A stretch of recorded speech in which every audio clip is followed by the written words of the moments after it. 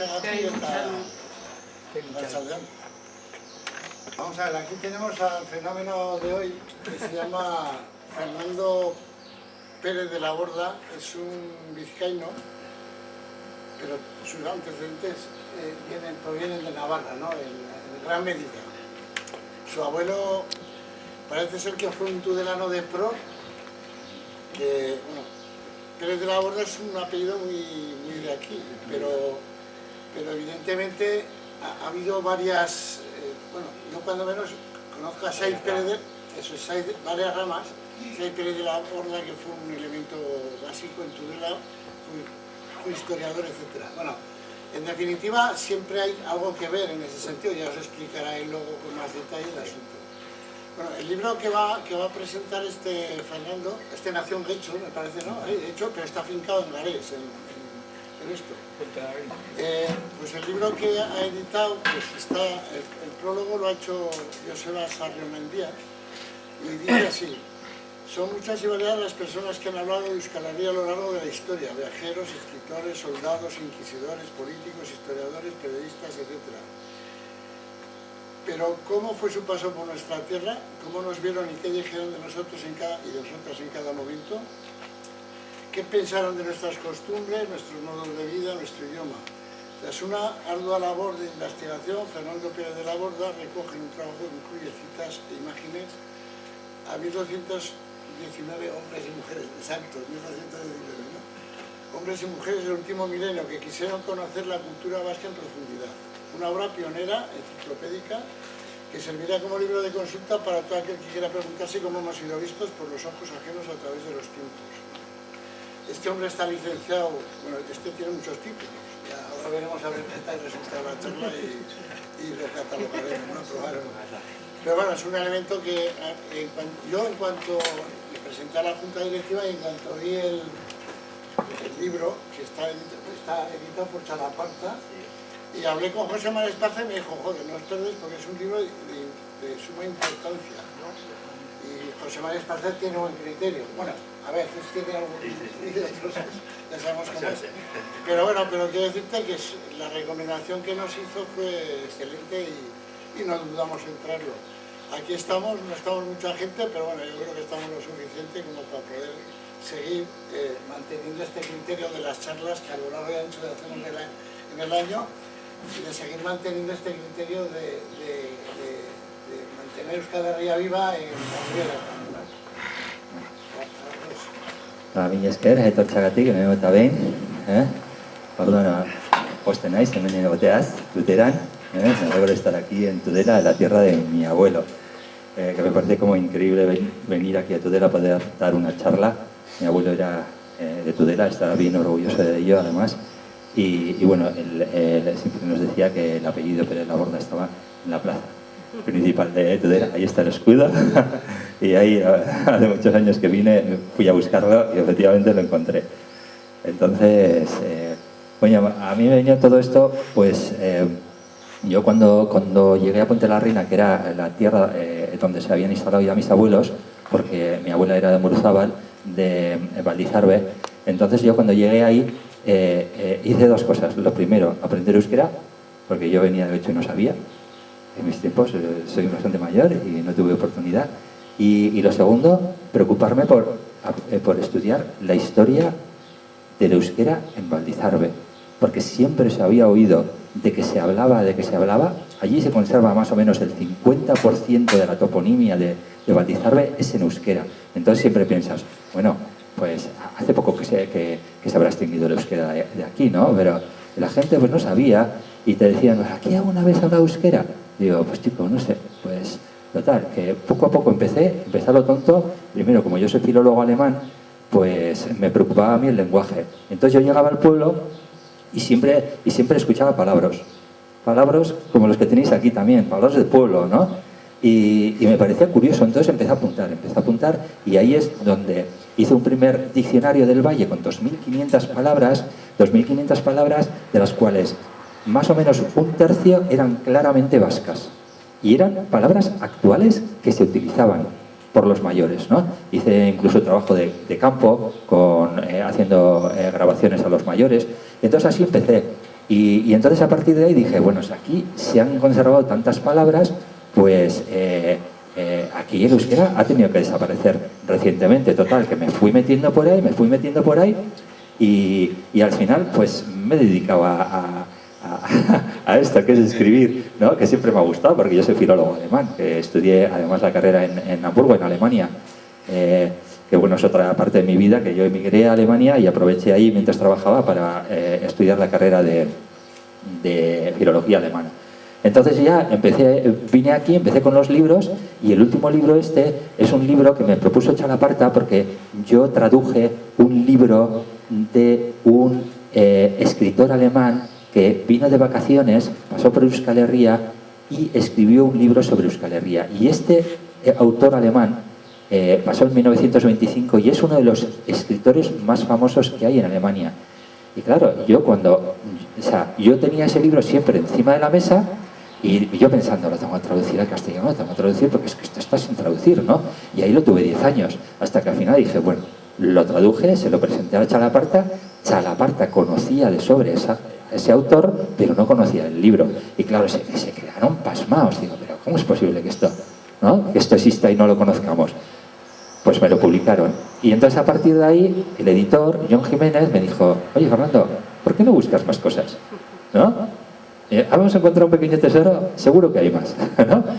Y empecé, y sobre todo empecé con la literatura alemana, porque hay muchísimas cosas del siglo XIX que están sin traducir. Y además, es que no sé si conocéis que en el siglo XIX los alemanes escribían con una grafía diferente, que es como gótica. Con lo cual es muy difícil. Es como si te metes en una documentación del siglo XVI, intentas leerla en castellano, pues es muy difícil, muy farragoso. Pues me metí y empecé a sacar cosas, y cosas muy bonitas, pero muy, muy bonitas. Porque los alemanes, yo no sé por qué, los alemanes han tenido una relación siempre muy estrecha con Euskal Herria.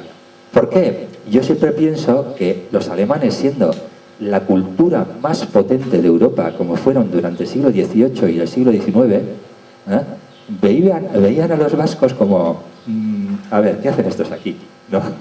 O sea, una cultura frágil, con un idioma misterioso, ¿no? Con unas costumbres que ya prácticamente no quedaban en Europa, ¿no? ¿Y cómo sobrevivía todo eso? No podían entenderlo. Entonces, de alguna manera, nos apadrinaron.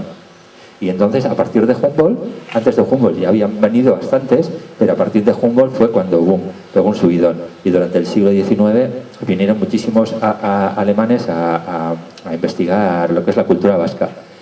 Y entonces, bueno, así empieza un poco todo. Entonces, aquí, ahora yo cuando me propongo hacer el libro, pues digo, lo voy a hacer de manera cronológica, ¿no? Pues autor. ¿Quién es el primero que habla sobre Euskal Herria? Tito Livio, ¿no? Conducido el ejército a través del territorio de los vascones, acampó en la frontera de los Verones. Tito Livio en el 76 a.C., ¿no? Entonces, los romanos.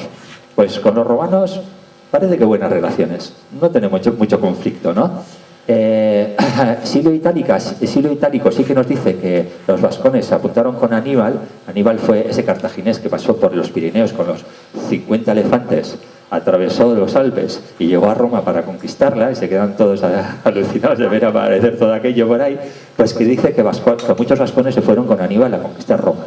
Pero bueno, eso queda un poco en el aire.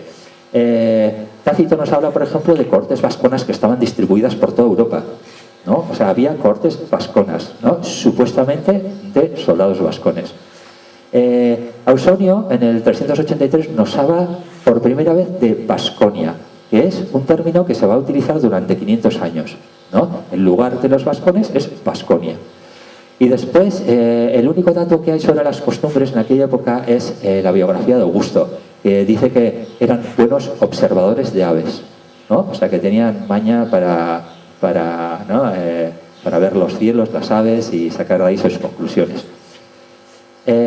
Con los godos, malas relaciones, siempre. Hidacio, por ejemplo, que era un hispano que vivía en Galicia, decía: Regiario, rey de los suevos, saquea las Vasconias. Siempre malas relaciones con los godos.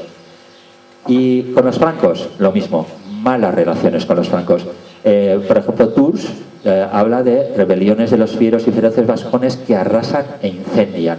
Bajan de los Pirineos y arrasan Aquitania. Y esa es una cita que se va a repetir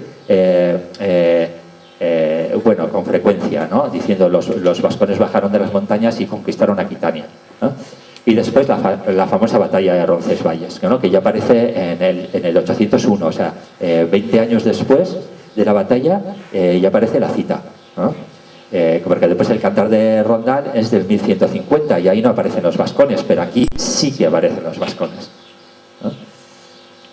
Los árabes. Bueno, pues aquí con los árabes sí que hay mucha relación, ¿no? Sabemos que Eneco Aresta, que así se llama por primera vez, Eneco Aresta, no Arista, ni Aritza, ni Íñigo, ni nada, la primera cita que hay es Eneco Aresta, y Musa y Musa eran hermanastros, ¿no? Y los árabes hacen la primera mención de la lengua. Hay un líder indígena en Huesca que se llama Marzuk ibn Uskara y aparece en un documento de 797, que lo cita Al-Udri en el 1085. Y después ya en el 1461 Al-Imyari habla de un documento de 941 en donde se dice que los vascones, la mayoría, habla el vasco, al-basquilla, ¿no?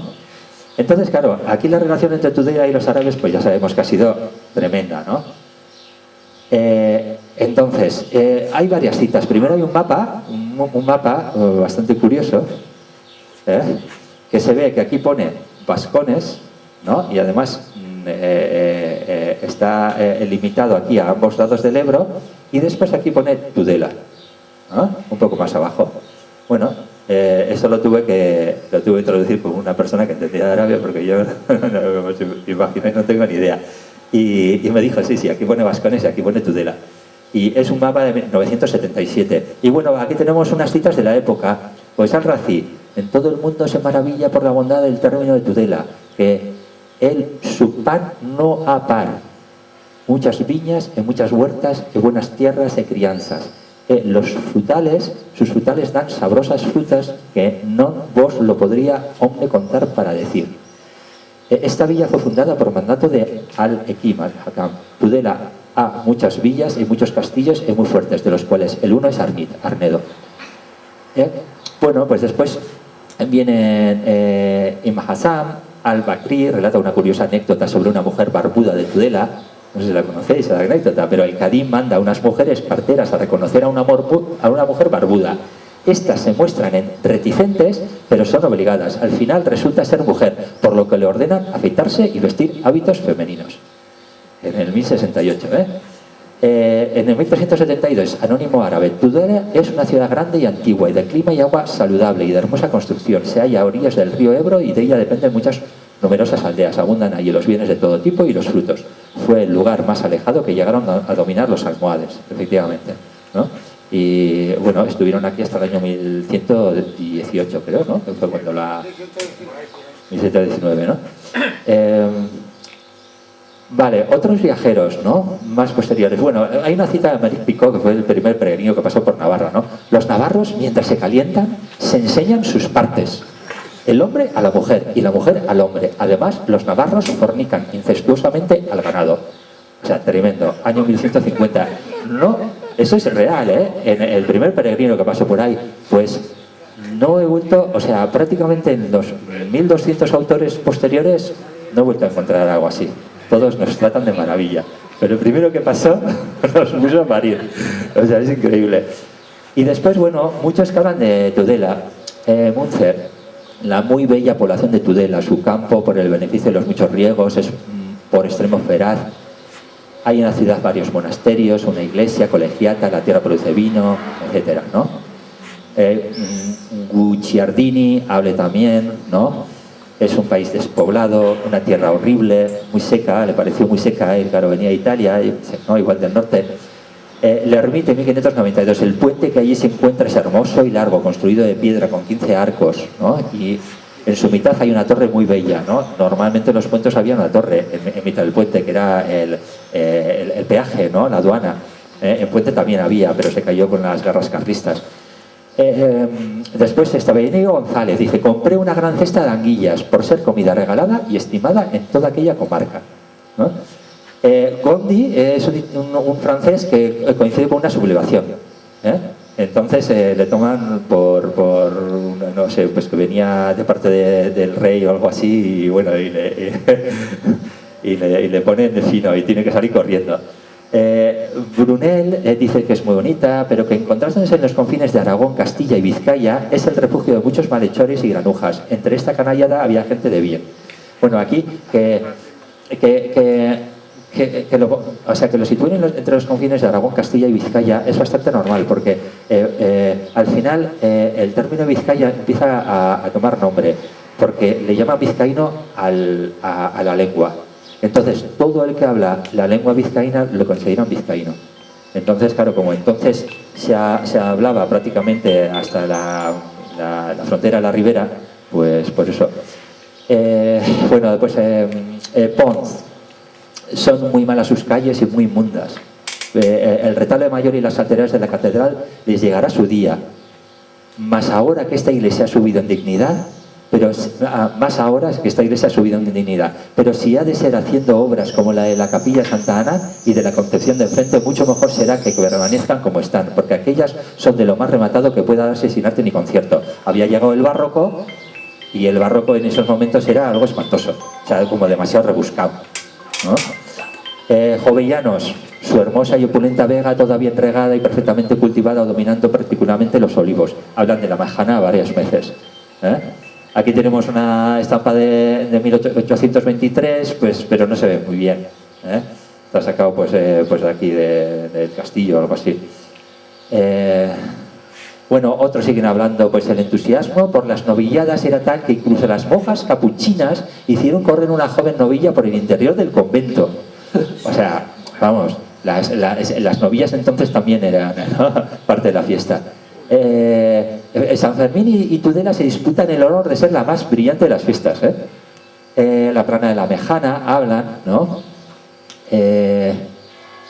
Después Locker, Mackenzie, había un elemento, a ver... Mackenzie todo ofrece el aspecto de una antigüedad remota. Había un elemento, sin embargo, que durante la estación más animada del año debía ser más que hermoso. Una pequeña isla en medio de la corriente, dominada por el bonito nombre de la Mejana, primorosamente cultivada y dividida en pequeños jardines y huertas. Entonces, ya hace 200-300 años, la Mejana era famosa. Los navarros, Moncac dice, los navarros son muy hospitalarios con sus huéspedes. Se contentan con matarse entre ellos. Bueno, me expresa muy bueno, muy bonito. Aquí viven en libertad los toros navarros utilizados para las carreras. O sea, ya entonces hacían encierros. La primera vez que oigo hablar de las carreras, de los toros. Por los extranjeros, lo más de las corridas y eso sí. Bueno, después los altares... Después Poeto dice, me ha ocurrido aquí un caso inaudito, inverosímil. 2 veces en un día se me ha rechazado una propina. Rechazaban las propinas en general. Esto no sé si está tanto de aquí o de Pamplona, pero consideran, o sea, si te dan una propina era como si te consideraran pobre, y eso no lo admitía, ¿no? Somos humildes pero no somos pobres, ¿no? Mor, Tudela, donde la gente es grosera y casi bruta como auténticos aragoneses. Al principio todavía a Tudela lo comparan con el norte de Navarra y con Vizcaya, ¿no? Pero después ya llega un momento en que ya lo empiezan a considerar más aragones, ¿no? Bien cuidados caminos carreteros, que es esta una de las especialidades en que aparecen haber puesto todo su amor propio las diputaciones del País Vasco Navarro. Los caminos estaban siempre muy bien cuidados. Y seguramente eso sería porque los municipios tenían cierta independencia a la hora de cobrar ciertos impuestos. Y eso lo aprovechaban para las carreteras, que era pero lo principal, porque al final por ahí llegaba todo, por las carreteras, ¿no? Entonces las tenían que meter limpias. Y todos los que van llegando van de Europa, van diciendo lo mismo, que aquí las carreteras estaban muy bien. ¿Por qué? Porque no mandaban el dinero a Madrid y después te volvía una pequeña parte, sino que se recogía el dinero aquí. Entonces eso era una ventaja. Vale, seguimos. Costumbres. Cada época desaparecida parece haber legado a la civilización vasca por lo menos una costumbre imposible de desarraigar. Sí, o sea, muchas de las costumbres no son tan originales nuestras como podemos pensar, sino que nosotros las cogemos y las adaptamos. Vamos a poner un ejemplo, el calimocho, ¿no? O sea, con el vino y Coca-Cola, fíjate lo que se hace, y después lo trasladamos a otro sitio. Y bueno, en muchas partes del Estado se utiliza ya la palabra calimocho. O sea que, ¿sabes? Por poner un ejemplo, pero o sea, así nosotros adaptamos, la pelota misma no es un deporte creado por nosotros, sino se creó en la corte francesa y después nosotros somos los que la hemos conservado y los que hemos continuado y le hemos dado la vuelta, ¿no? Bueno, lo primero hablan del chacolí, ¿no? Ya en el siglo XV, pues la causa de sembrar tantos manzanos es que no teniendo vino y no conociendo la cerveza, hacen con las manzanas una bebida fermentada. Y normalmente le ponen bastante bien, al chacolí y a la sidra. Al chacolí mal, no, perdona, al chacolí mal, a la sidra bien. Toros, pues ya en el año 1500 empiezan a hablar de los toros. De los balleneros, pues también en el año 1520 ya hay un encuentro con balleneros en el estrecho de Belle-Île, ¿no? Por ahí, arriba en el norte de Canadá. Y bueno, ya sabéis que en 1978 se encontró la nave San Juan, que ahora está siendo reproducida en Masaya, y que es una cosa que merece la pena verse, verdaderamente, porque es impresionante. Y entonces, aquí hubo una mujer, Selma Huxley, que vino de Canadá, porque ella, una arqueóloga, estaba siempre metida ahí, y siempre todo le mandaba al País Vasco, todo, y al final se había muerto su marido, se cogió a sus 4 hijos y se vino al País Vasco. Y fue la que empezó a mirar en todos los archivos. Y ella fue la que encontró la nave de San Juan, en 1978, ¿no? Indicando a los buzadores dónde podía estar. Y Selma Huxley ha hecho por la historia del País Vasco, vamos, increíble, sobre la historia de los balleneros. La danza, fundamental, y la música, fundamental. O sea, todos hablan de la danza y de la música, que están continuamente bailando y cantando, ¿no? Y de hecho, en el ballet se separó de la música en el año más o menos 1661, y se creó una escuela. Bueno, pues se mandó a los profesores por toda Francia y por toda Europa para recoger pasos para hacer la escuela ballet y poner las reglas. Bueno, pues hay 2 pasos que tienen nombre vasco, y es el caso único en la historia del ballet. Ningún otro pueblo tiene nombre de pasos, y es el salto vasco y el salto de Basc, y el otro yo no me acuerdo, pero no sé qué de Basc. El paso del vasco, el pas de Basc y el salto de vasco. Y cuando ahora se aprende ballet, se aprenden esos 2 pasos, y esos 2 pasos vienen pues de las danzas tradicionales vascas, que tienen una serie de pasos que tienen mucho que ver con el ballet, ¿no? Entonces ellos lo tomaron de ahí. La pelota, bueno, pues a partir de 1526, y hasta jugar a la pelota está permitido a los sacerdotes y a las mujeres, como veremos después. Después los bolos, también se jugaba en los bolos en 1526. Después, la fiesta, bueno, pues los Sanfermines, ¿no? A uno que pasa por aquí diciendo es un pueblo laborioso pero aficionado a las fiestas, o sea que sabe compaginar las 2 cosas. Y después hay uno que dice, muy gracioso, en 1926, que dice: este pueblo pagano se hizo católico solo por las innumerables festividades que ofrece el calendario católico, ¿no? O sea, uno que tiene cada ocurrencia, pues puede ser, ¿eh? O no lo sé. Y después las layas, es un instrumento que les pasma, lo de las layas, ¿no? Dice, pero ¿cómo es posible que esta gente esté con este instrumento cuando Europa ya está utilizando otras cosas y estos siguen ahí con una cosa, ¿no? Destrozándose la espalda y tal? Bueno, pues al final el ecosistema era diferente y era el mejor instrumento para labrar la tierra, la laya, ¿no? Y bueno, los carnavales también, bailando, y las pastorales, ¿no? Gramont dice, durante el carnaval es imposible hacer en el País Vasco otra cosa que bailar, ¿no? Bercholaris, pues a partir de 1811 se empieza a hablar de los Bercholaris, ¿eh? Entonces se habla bastante de los Bercholaris, les sorprende mucho. No es muy normal esa improvisación de la poesía en Europa. Me parece que solo lo han conservado en Ibiza, me parece que había, y también en Cerdeña, que ya como que ha desaparecido, pero aquí se sigue conservando. Los irrinchis también les llamaban la atención, y después muchos deportes: la barra, las traineras, la lucha, los barrenadores, los bueyes, los carneros, las escolares y los arrijasochailes. Hay un dato curioso de 1852 en California, Perkins, que dice, allí estaban la fiebre del oro, esa película de Chaplin, ¿no? Donde iba ahí, o sea, que se descubrió oro en 1849. Pues ahí llegaron los vascos también, sobre todo a vender, estaban ya trabajando con el ganado y vendían pues ellos ovejas y eso. Y dice, los mexicanos les miran con una especie de estúpido asombro, no pueden comprender que los vascos realicen grandes ejercicios físicos por mera diversión. Se dedicaban a levantar piedras. En 1852 en California. Pues... Mujeres. Hay una feminista que vino por aquí en 1873, una americana, una periodista, y dice, se queda pasmada, y dice: si 20 muchachas vascas pueden rivalizar con los hombres en resistencia, millones de mujeres americanas podrían ser tan robustas como lo son hermosas. Ella veía el trabajo que hacían aquí las mujeres y le cautivaba de alguna manera. Entonces, ¿el trabajo de qué trabajaban? De bateleras, de cargueras, de sardineras, de taberneras, de vendedoras, de agricultoras, de postas, de nodrizas, de seroras. Que aquí tenemos algunas, ¿no?, de las ilustraciones que hay, ¿no? Y después, en estos trabajos constituyen una particular sociedad de mujeres que no admite hombres en su seno.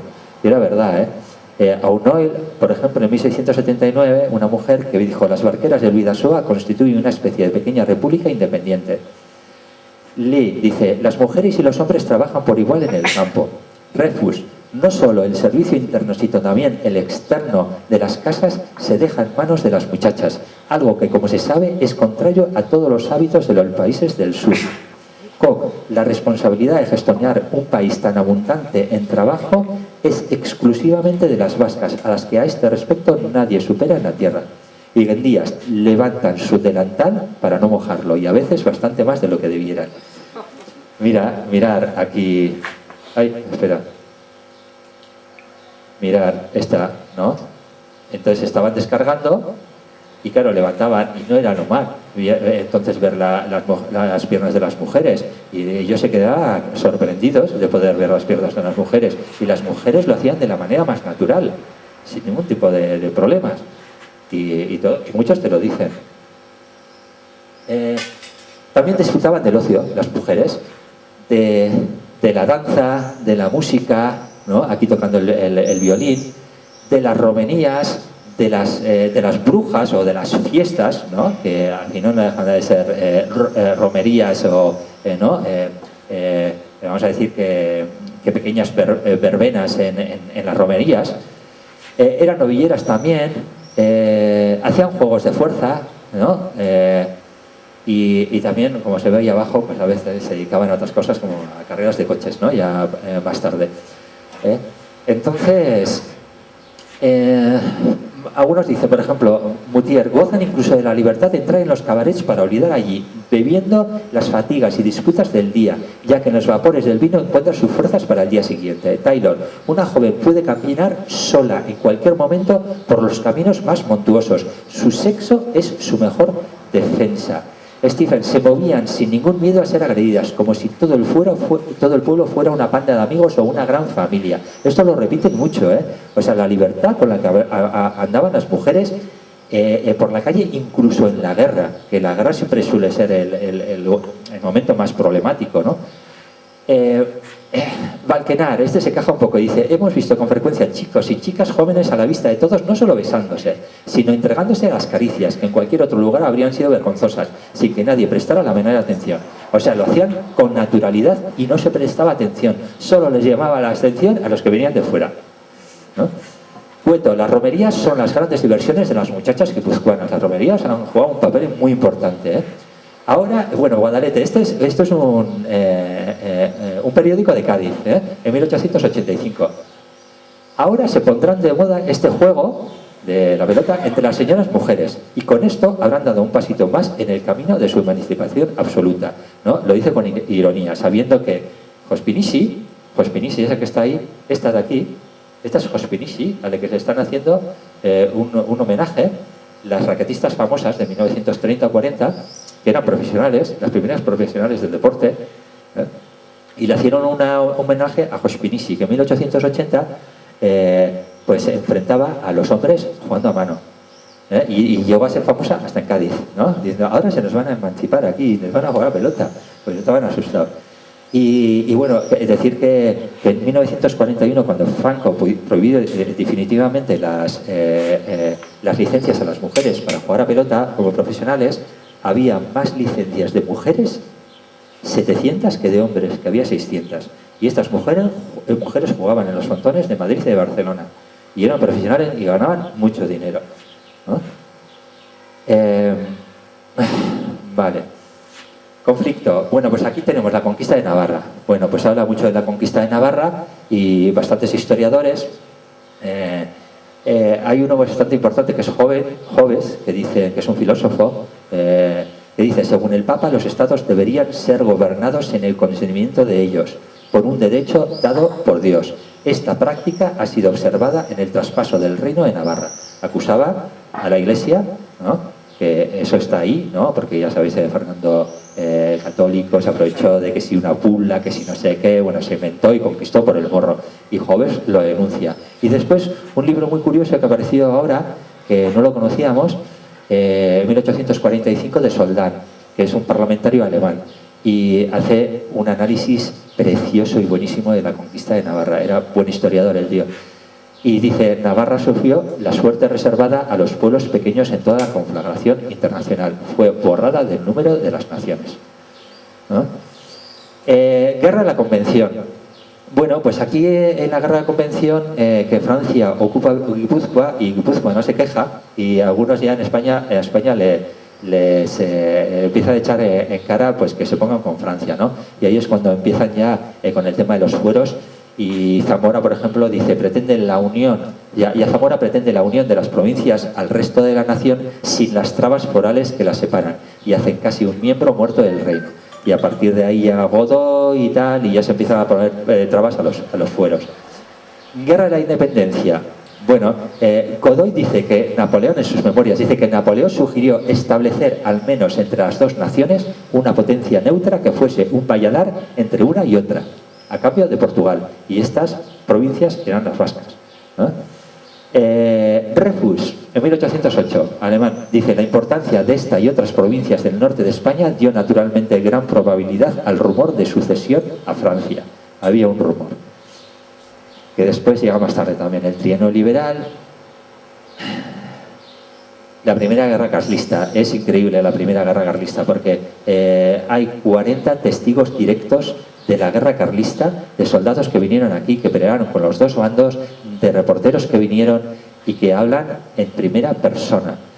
Y es increíble lo de la primera carlista, o sea, lo que se puede leer ahí. Y uno dice, por ejemplo, si usaron el nombre de Don Carlos fue meramente como grito de guerra. Don Carlos les importaba un pimiento. Lo único que querían era defender los fueros.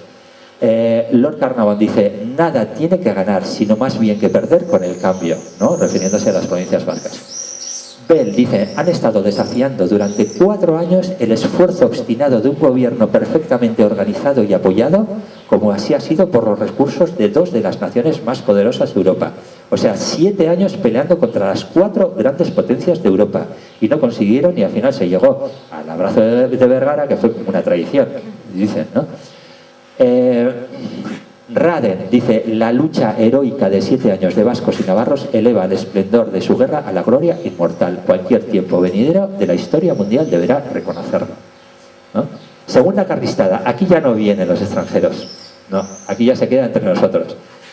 Cordeiro dice, un cordobés, dice, España había olvidado que en vez de un privilegio se trataba de un contrato, ¿no? O sea, siempre se habla de privilegio. La palabra privilegio, por cierto, quiere decir legio es ley y privi es privada, una ley privada entre nosotros, entre tú y yo. O sea, un contrato no es un privilegio como lo entendemos ahora y como otros lo entienden, ¿no? Cánovas del Castillo, lejos yo de desear que desaparezcan de allí instituciones semejantes, los fueros, queríalas yo comunicar, si fuera posible, al resto de España. Pues no solo las comunicó, sino que además fue el que quitó los fueros, definitivamente, el Cánovas. Kenneth Barrington, que es este que está en la foto, aquí, ¿no? Que era un médico y venía exclusivamente a curar a los enfermos de los dos bandos. Me importaba poco qué tipo de guerra era, ¿no? Y dice, nunca había visto nada tan magníficamente organizado como los hospitales de Santurce. Le sorprendió. Y hay que decir que la Cruz Roja, cuando él llegó, la Cruz Roja no estaba metida en el bando carlista, porque no consideraba un ejército legitimado. Y llegó se metió, y entonces llegó la Cruz Roja y se metió, ¿no? Pero cuando él llegó, claro, vio y dijo, pero ¿no? Qué bien os organizáis, digo, porque no nos ayuda nadie, ¿no? Y al final lo tenemos que hacer nosotros. Y sabíamos organizarnos, y para eso tenemos los fueros, ¿no? Guerra civil. Bueno, sobre la guerra civil hay muchísimo escrito, pero bueno, en 1975 se encontraron los diarios del el líder, el jefe de la Legión Cóndor, Richthofen, y él dice, el ataque se efectuó con bombas de 250 kilos e incendiarias, sencillamente genial, y ahí te describe perfectamente cómo fue. Claro, eso lo escribió el día siguiente, ¿no? En su diario, pero en los informes que sacó una semana después no cuenta todo eso, cuenta una cosa totalmente diferente, ¿no? Evidentemente no podía contar la verdad, había aparecido en todas las portadas del mundo el bombardeo de Guernica y Franco tuvo que inventarse una mentira, Franco y Mola y Hitler también, ¿no? Y entonces se fragó una mentira que estuvo durante 60 años funcionando y que todavía a veces incluso funciona, ¿no? Southworth, por ejemplo, en 1975 dice, es un grave error de los historiadores neofranquistas dedicarse a regatear el número de muertos. Paine, un hispanista, todavía en 1213 dice que solo murieron 160 personas. Y los corresponsales, Esther, Monks, Holme, Corman y Stevenson, que llegaron ese mismo día o el día siguiente, hablan de miles de personas muertas. Y esos fueron los testigos directos casi de eso, ¿eh? Y todavía hay gente en 2013 que dice que solo hubo 160, ¿no? Pues bueno. Nación. Bueno, pues como nación, vasco. El nombre de vasco, curiosamente, nosotros pensamos que, vascones es un plural y que el singular de vascones es vascón. Vascón no aparece en las citas romanas ni posteriores. Aparece vasco. Aparece vasco y aparece 10 veces vasco sin declinar. Y después, declinado en plural, vascones, ¿no? Así funcionaba el latín entonces, ¿no? Por lo tanto, lo de vascón es un invento de la historiografía moderna, ¿no? Améric Picó habla de navarros y vascos. Vasco se refiere a los de Iparralde y navarros a los de Agoalde. Entonces pertenecía Vizcaya y Guipúzcoa pertenecían a Navarra y por eso eran navarros también, ¿no? Y Alonso Valencia, por ejemplo, en 1481 ya dice que en Vitoria habitaban los vascos. O sea, cuando primeramente se referían más los vascos a los de Iparralde, después ya empezamos a utilizar para los de Agoalde, ¿no? Vasconia se cita por primera vez en el 383 y en el 600 se habla del duque Geniale de Vasconia. No se habla del ducado de Vasconia, pero sí de los duques de Vasconia. Entonces, sí que Vasconia es un término que se utiliza durante 600 años y después desaparece y después lo vuelven a retomar otra vez los historiadores pues ya en el siglo XIX, ¿no? Navarra, bueno, pues Navarra aparece ya por primera vez en los anales del Orch en el 800. Améric Picó y Alfonso X llaman navarros a todo Egualde, ¿no? Pero a partir de la conquista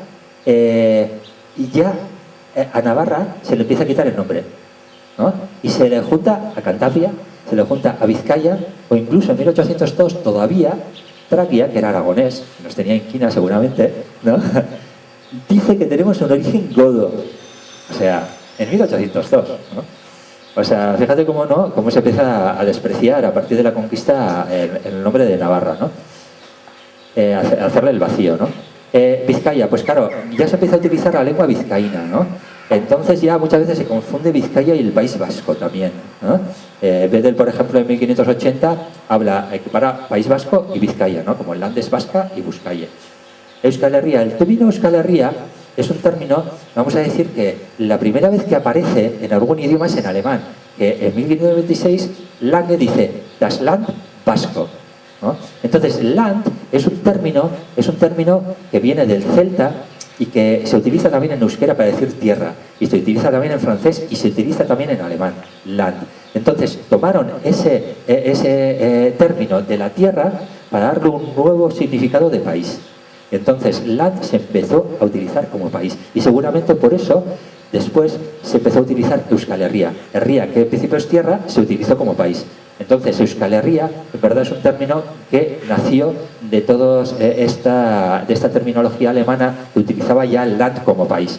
Y es un término relativamente nuevo, del siglo XVI. ¿Cómo se llamaba antes a la gente cuando quería decir yo soy de...? Utilizabas el idioma. Yo soy castellano, yo soy euskaldún, yo soy francés, yo soy catalán. Y esos idiomas han permanecido, ¿no? Entonces, se utilizaba más el idioma que un término que se refería a un país que tampoco en aquellos tiempos cambiaban continuamente, ¿no?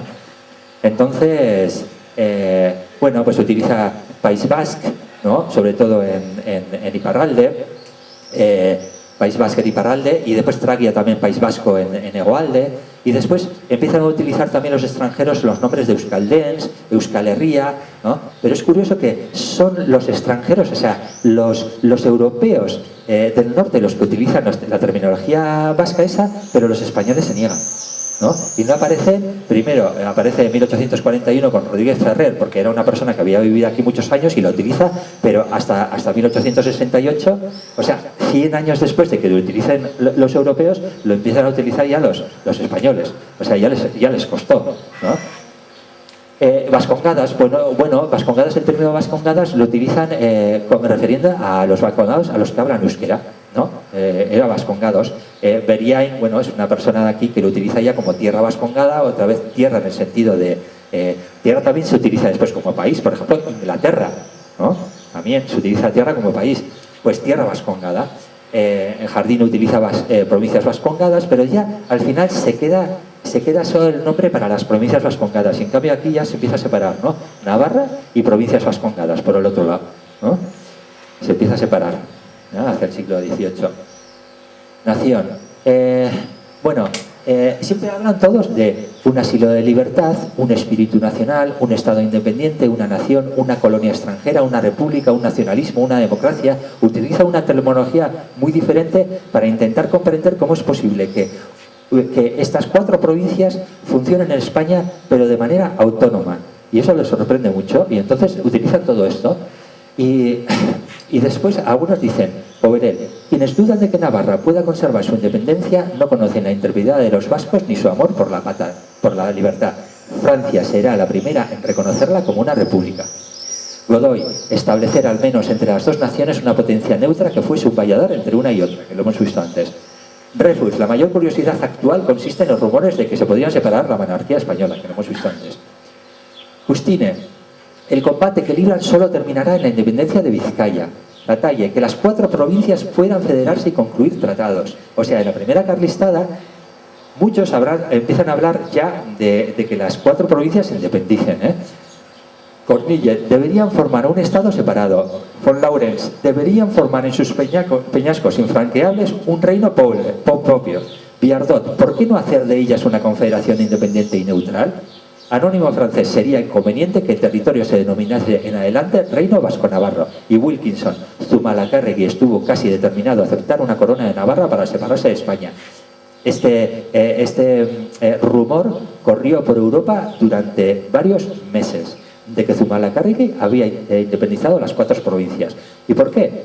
¿Por qué lo corrió Zumalacárregui? Que yo no sé si lo llegó a hacer, a independizarlas, pero quería traer a don Carlos, que estaba por ahí despistado, y le dijo, y la amenaza, le digo, o vienes o me hago independiente. Y entonces tuvo que venir don Carlos, claro. Pero muchos periódicos, por ejemplo, que revisan muchos periódicos, te dicen efectivamente que declaró la independencia de las 4 provincias. O sea, hasta eso llegó. Bueno, y aquí siguen, ¿no? Más o menos, seguimos un poco en lo mismo, ¿no? Bueno, lengua, Cervantes, Don Quijote, dice que no se desestime que no se desestimase el poeta alemán porque escribe en su lengua, ni el castellano, ni aun el vizcaíno que escribe en la suya, ¿no? Inteligente de Don Quijote y Don Miguel de Cervantes, ¿no? Bueno, pues esto todavía hay muchos que todavía no son capaces de ponerse a la altura de Don Quijote y siguen de alguna manera, ¿no? Despreciando el euskera, ¿no?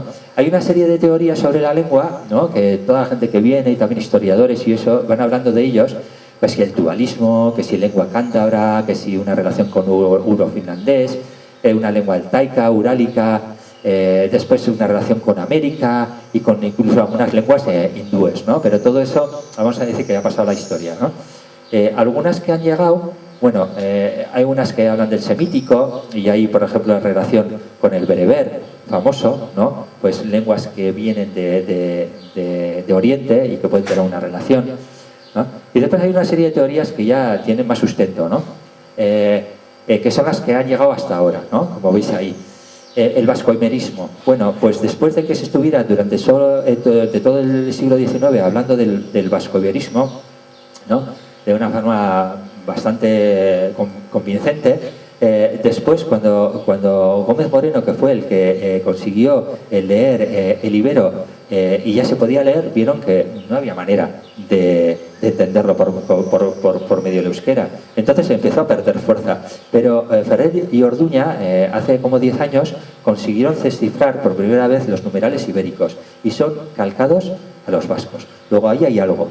Pero bueno, que los números sean iguales no quiere decir nada, porque si tú te vas al Nepal, que se separó del castellano, es una lengua indoeuropea, el nepalí se separó del castellano hace 5.000 años y está a 5.000 kilómetros de distancia o más, tú coges los primeros números y más o menos los entiendes. Eso quiere decir bueno, que puede tener una relación el euskera y el ibérico, pero esa relación puede estar muy lejana, ¿no? Los números son muy conservadores, ¿no? El caucásico, bueno, pues también se dice, ¿no? Las lenguas del Cáucaso, hay un paleolingüista americano, Benson, que ha estudiado eso también, pueden tener un origen común en Anatolia. Ahora vamos a ver por qué. El indoeuropeo, hay algunos que dicen que también puede ser un idioma indoeuropeo, o sea, que puede tener algo que ver con el castellano y con el latín. Yo pienso, bueno, puede tener que ver. ¿Por qué? Porque todo nace en Anatolia, ¿no? Y al final, bueno, ¿dónde está el origen? Pues igual hace muchísimos miles de años, pero puede tener un origen común. Y después hay dos teorías fundamentales en Europa sobre el euskera, la paleolítica y la neolítica, ¿no? Y es básicamente, ahora que ha llegado la genética, es el euskera, que es un idioma de los cazadores, que estuvieron aquí durante 40.000 años, o un idioma de los agricultores que vinieron de los Balcanes hace 7.000 años. Esa es la pregunta. El euskera ya no tiene, no es un idioma que haya caído de repente del cielo y haya aparecido aquí, ¿no? Solo tiene esas dos posibilidades. Hasta ahora se había dado demasiada importancia al euskera como lengua paleolítica de los cazadores, pero ahora se está empezando a dar importancia a la lengua neolítica de los agricultores y están tomando un papel muy importante, ¿no? Y se está empezando a encontrar una relación con la lengua sarda, que la lengua sarda desapareció hace más o menos 800 años, que es también pre-indoeuropea, pero deja una toponimia que se parece bastante al euskera, ¿eh? Se está empezando a hacer trabajo sobre ello, ¿no? Hay una serie de genetistas como la Lueza Fox, ¿no? Y otros extranjeros como Gunther y Lazaridi, que están empezando a proponer, ellos desde su perspectiva de genetistas, que efectivamente la lengua vasca puede ser la lengua que vino con los primeros agricultores en el 5000 a.C. y que se extendió por toda Europa, que sería la abuela de lo que es hoy el euskera, ¿no? Y de ahí después ya fue en regresión. Primero se expandió y después ya fue en regresión. Y bueno, más o menos esto es. Esto es. No sé cuánto ha durado. Vamos bien.